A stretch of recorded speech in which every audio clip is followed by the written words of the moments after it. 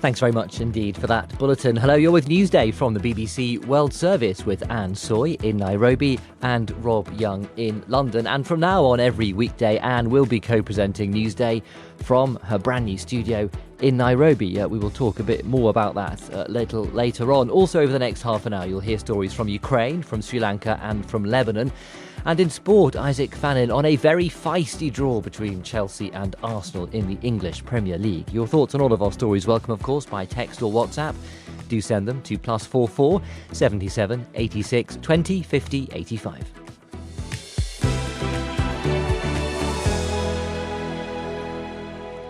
One of the things we're going to spend time looking at this week is the issue of foreign fighters in Ukraine fighting for Russia, as US-led talks continue to try and end the war there.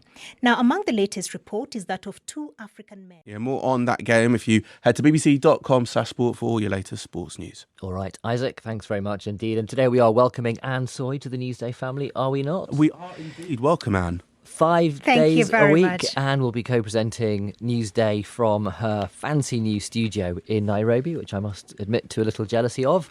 Vamian, listening in Philadelphia in the United States, has been in touch on WhatsApp to say, I wish Anne all the best in Nairobi. I love her voice. Anne, what's the secret behind the voice? Thank you. What are you drinking in the studio?